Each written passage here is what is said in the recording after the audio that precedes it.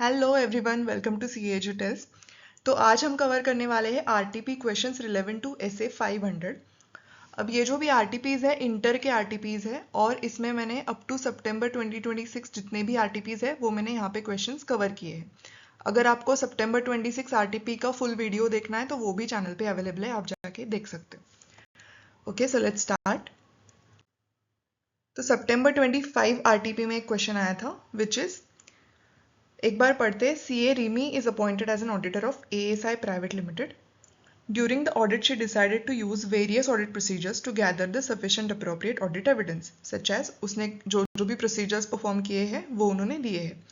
First procedure उसने किया while verifying the fixed asset, उसने examine किए factory equipments and verified the presence of each item.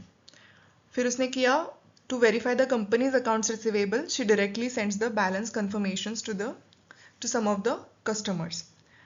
उसके बाद CA Rimi examined purchase invoices, contracts and authorisation records to assess the validity of payments and approval process. She independently performs the bank reconciliation that was originally carried out by the accounts department.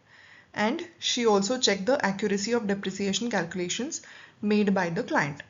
अब आपको क्या करना है, identify and explain the type of above mention audit procedure perform by CA Rimi in accordance with relevant SAs. ठीक है, अब ऐसे relevant कौन से ऐसे में प्रोसीजर्स का मेंशन है, ऐसे 500 में है ना. तो आंसर देखते हैं.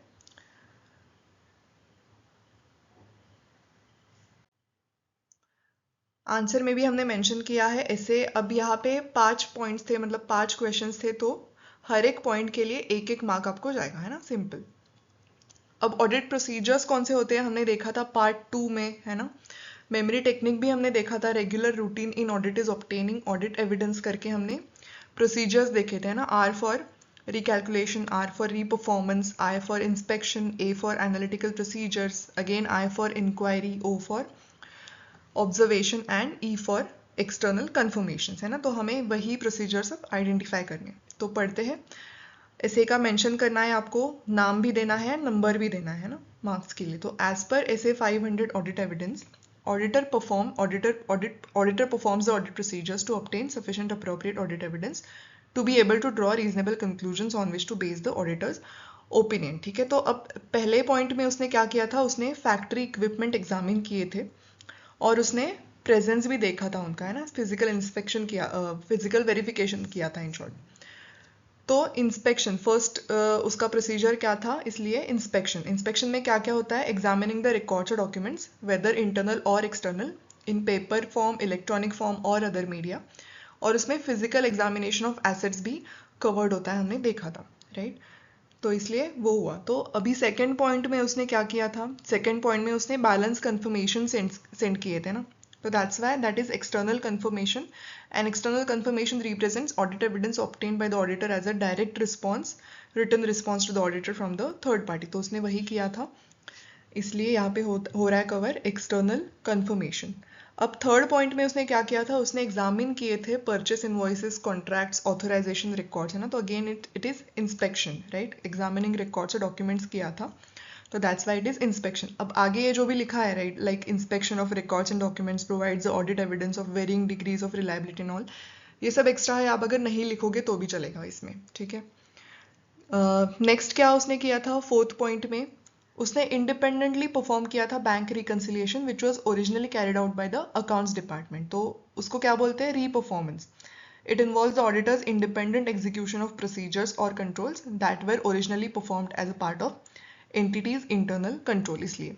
एंड लास्ट पॉइंट में उसने accuracy of depreciation calculations check किया था, इसलिए recalculation उसने किया. So recalculation consists of checking the mathematical accuracy of documents or records, है ना. वो मैन्युअली भी कर सकते हैं, इलेक्ट्रॉनिकली भी कर सकते हैं. अब इस क्वेश्चन का आंसर में मैं बोलूँगी कि उन्होंने एक्चुअली वो आंसर कंक्लूड नहीं किया है ना. तो आप ऐसे ऐड कर सकते हो, जैसे कि लास्ट पॉइंट में आप ऐसे ऐड कर सकते हो कि जो भी रिमी ने पहले किया है वो आपको ऐड करना है पहले. तो ठीक है, पहले आप क्या एक्सप्लेन करो कि व्हाट इज रिकैलकुलेशन, है ना. जैसे यहाँ पे लिखा हुआ है, recalculation consist of checking the mathematical accuracy of documents और records and it can be perform manually और इलेक्ट्रॉनिकली. फिर आप क्वेश्चन के पास आओ. जैसे रिमी ने भी वही किया था, उसने चेक किया था accuracy of depreciation calculation and that's why this procedure is recalculation. Correct. तो ऐसे आप करोगे तो वो कंक्लूड भी हो जाएगा आंसर, ठीक है। तो हर एक पॉइंट में you can mention what Rimi has actually done and why that particular procedure is like inspection or external confirmation, है ना। तो you can write it like that for the full marks. So this was the only question which was in inter RTP up to 2026 September 2026, okay, which was relevant to SA 500. अब CA final RTP जो कि है up to मई 2026, तो I think अभी तक सितंबर 26 का आया नहीं है, तो there are no direct questions on SA 500 in final RTP. Now in the next videos we will also cover some extra questions of SA 500.